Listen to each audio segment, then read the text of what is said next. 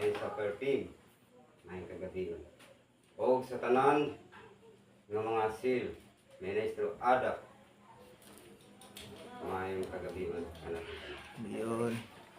Ang mga kaigsunan tuod atong nadungog ang tanan ng mga pulong ng mga mensahidor, piling mga taknaa. Dako nato kalipay, natong katungod. Labaw na gayon sa atong amahan ng makagagawa. Malipayon siya mga nagasudong sa iyang mga kabataan, mga nagatuman sa iyang mando o kasuduan. Ayun. Busa, kita karon bahay nagahisgot sa maong balaod. Matuod mga igsoon. Gikan pa sa sinugdanan, gipanday na samahan ang balaod sa usa ka tawo. Hantod na imong duha ka tawo. Nga mao si Adan. Sa pagkahimugso ni Adan, usa siya kabalaan nga tawo. Dito dapita sa paraiso. Gimugna samahan si Adan nga usa ka balaan ug siya gipabantay dito sa maong paraiso kauban sa tanan ng mga kahayupan. Tuod man nagapamulong ang amahan ni Adan nga ikaw Adan ang magahari dinhi sa paraiso sa tanan ng mga kahayupan. Kay ako bulakaw. Sa paglakaw sa amahan, nagsudong si Adan sa tanan ng mga kahayupan nga mas maayo pa ang mga kahayupan o kalanggaman manglupat tinagurha ug ang tanang kahayupan manglakaw tinagurha samantala ako nga tao nag-inusa. Tungod kay ang amahan dili kalindan bisan sa atong hunahuna siya nasayod sa tanan. Bisan wala pa nimo kapamulong ang amahan sayo. Mibalik ang amahan ug miingon, Adan katulog. Sa pagkakatulog ni Adan, gihulbutan siya sa walang bahin sa gusok ug kini gipatupad sa iyang pagkatulog. Ug pagkahimatan niini ni Adan, usap ka babae nga mao si Iba. Pagkahimugso ni Iba, dito nagipanday ang balaod. Nawalay mangahas sa pagkaon niining bunga sa kahoy. Kaya ang mukaon niini mahan. Tungod kay ang amahan gamhanan, ang iha pong kaatbang gamhanan. Nakasulod ditong dapita sa paraiso nga gitukod sa amahan. Ug nakadungog kini sa gipamulong sa amahan. Tungod kay namulong man ang amahan sa maong balaod nga dili angay supakon sa tao. Tungod kay ang tao supakiro man isupak kini ug mikaon una si Iba. Gitintal si Ibas ni Satanas. Iba kumaon kaniini. Kay aron mahimo usab ikaw ang gamhanan sama sa imong. Miingon si Iba, apan gibalauran kami sa among amahan. Apan dili kini. Pagakan-a kini. Karon usab ikaw mahimong gamhanan sama usab sa imong amahan. Ug makaluhat usab kamo tawo. Tuod man mga kaigsuonan, mikaon kini si Iba. Ug wala pa mipaka ang langit. Tungod man kay aduna man say kauban nga mao si Adan, midagan kini ug iyang ipakaon ang maong bunga sa kahoy. Adan kumaon kaniini. Pirsa man diay lamihan, mao diay nga dili. Lami diay kan. Apan gibalauran kita samahan, ingon si Adan. Apan lami. Karon kay tintal man pag-ayo si Adan ni Iba. wala gyud nakapugong si Adan ug mikaon. Sa pagpangit ni Adan sa maong bunga, mipaka ang langit. Duyog sa pagsinggit ni Satanas, oras na sa inyong kahanap. Tuod man mga kaigsuonan, tungod kay si Satanas usaman kahalas ug giputol kini ang iyang lawas ug gibahin-bahin kini sa duha ka tawo. Ang kaputol dito kang Adan ug ang kapikas dito kang Iba. Ug nagmugna sila ang tao. Tungod kay nakalapas naman sila sa balaod ug aduna na mitubo silang atubangan ug nanago na kini. Tungod kay maulaw na sila nga matubang sa amahan ng kagagaw. Giputos ang ilang lawas sa panit ug sa dahon sa kahoy ug sa pakiabot sa amahan, nangita ng amahan diha kanila. Adan, Iba, asa naman dai kamo? Nganong nanago naman? Tungod sa pagsudong kanila sa ilang kagalingon, aduna nay anino nga ilang nakita sa ilang katungod. Mao ni adtong panahon mga igsuon, dako kayo kalapasan sa balaod sa amahan nga kanta ni atong panahon. Diha nasuko ang amahan, ningon ang amahan, panggawas kamo, ining paraiso. Sa dihang nanggawas na sila, niabot ang amahan, diha sa tiliwala silang atubangan, ug namulong kini. Mabuhi kamo, diha sa inyong pagpaningkamot, ug pagpaagas sa inyong singot, ug pagdaghan kamo, sama sa balas ng tao. Tuod man nadaghan ang tao tungod sa kalapasan sa tao sa unang gibuhat samahan, mga igsuon, ang balaod sa sinugdanan, wala katuman ang tao, gali balaan. Ug niining katapusang panahon, dili kita perpekto nga pagkatao, makalapas lagi. Bisag unsaon nato nga magdumili, apan makalapas dili. Nganong nadasig ang akong kagalingon, gani hapit na ko nakapagngan sa kahayag, mga kaigsuonan. Apan sa dihang nakita, tuod man sa akong kananawon, nga gibuki ang akong dughan, ug sa katapusan, nakita ko ang amahan sa akong dughan ug nagpahiyom kini sa akong nakita. Mao na nanumbalik ang akong katungod sa kadasig ug nakahukom ako nga miabot ako dinhing dapita ug nahinumdom ako sa akong italikdan. Mga kaibigan, busa sa atong katungod maning kamot, mga igsuon, tungod kay kitang tanan, mga gineran sa Espiritu.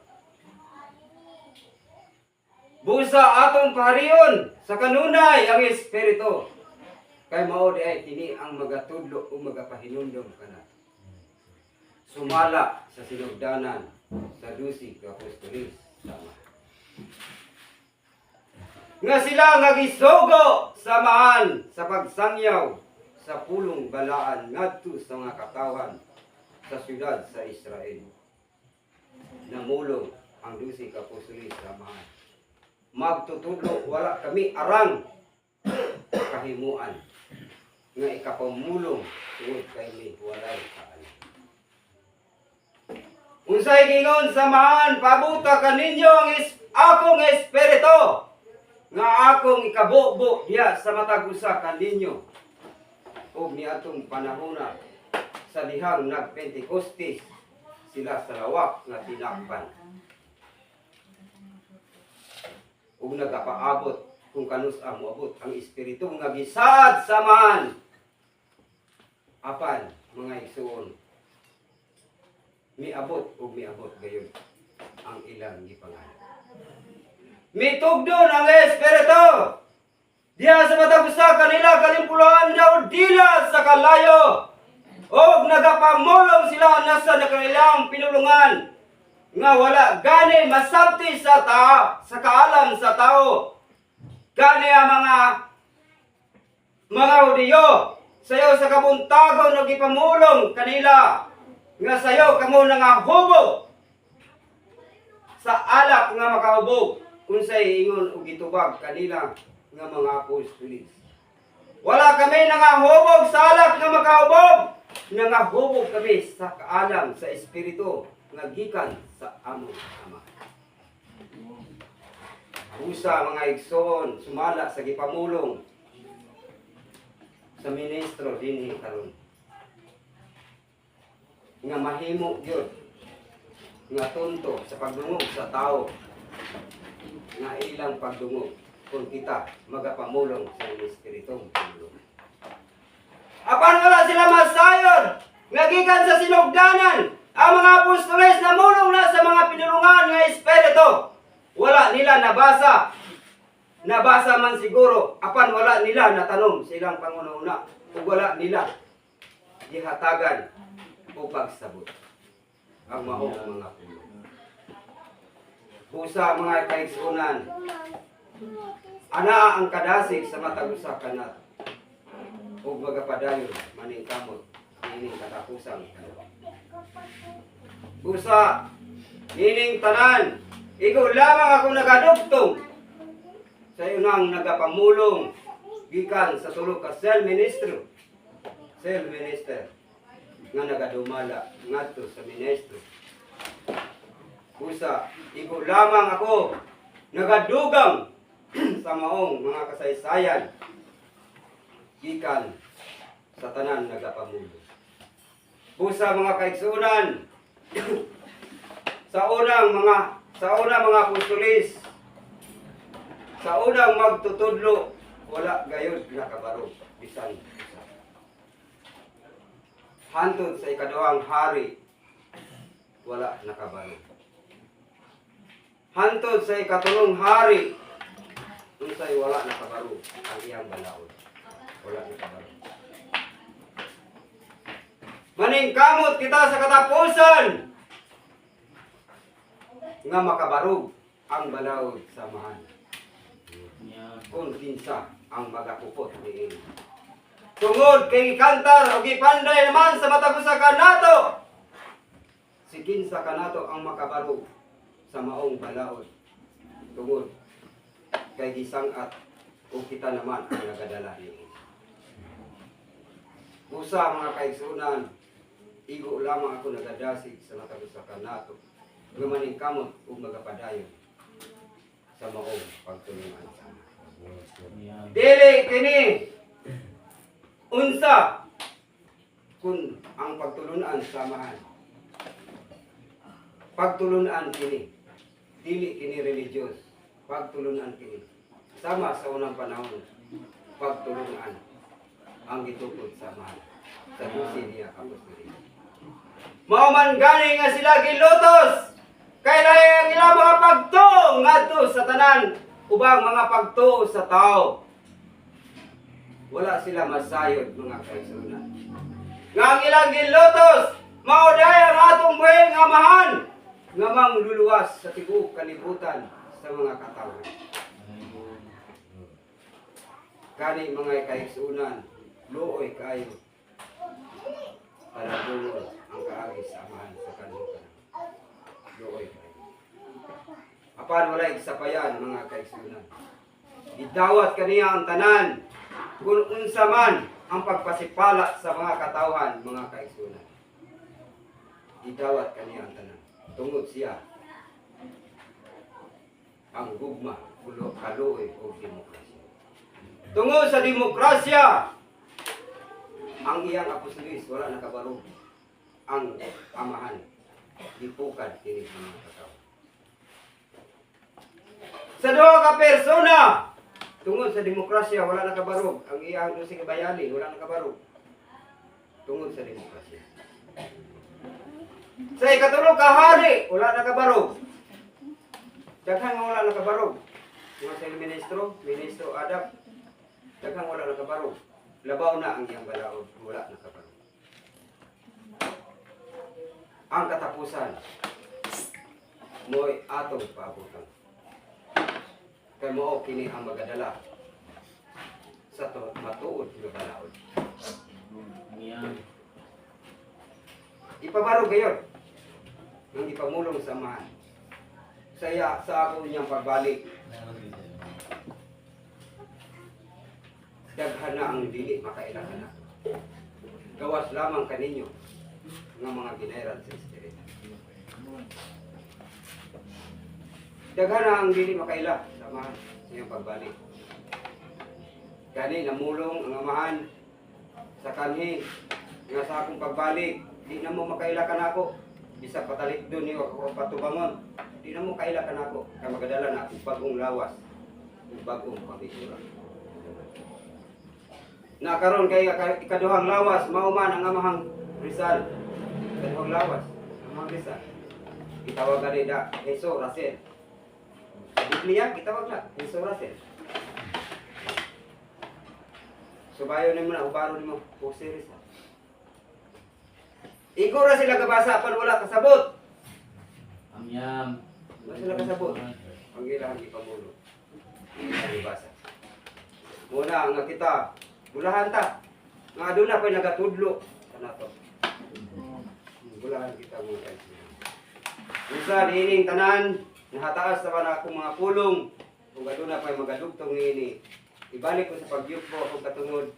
Sa pagpangayon katahuran, kadi mo amahan nga balaan, may kagabiyon Papa Hesom, Papa Rizal, may kagabiyon, Papa Divine Master P. Spirit, may kagabiyon, Papa Rafi na Piquerero, may kagabiyon, o sa imong katimbang, Mami Hara Pilipina, uduyog sa imong Trinity Hara, Mami Luzon, Mami Visayas, Mami Mindanao, may kagabiyon, o sa tanang hara nga nakaangkon sa matagos sa kanasod, may kagabiyon, o sa kumuligay dan Holy Spirit, supporting body in my material, General Kumbat Leon, Leonardo Rocco, may kagabiyon, Force King General Joselito Ismalbar, Force King Guerrero Lucito Cañada, may kagabiyon, Holy Guide Holy Spirit, Carlito Nazareno Spirit, Dr. Medical Spirit, Manulunday sa Perpe, may kagabiyon, o duyo ka natong tanan, mga ekson, dahan salamat sa pagpaminaw, may kagabiyon pagbalik.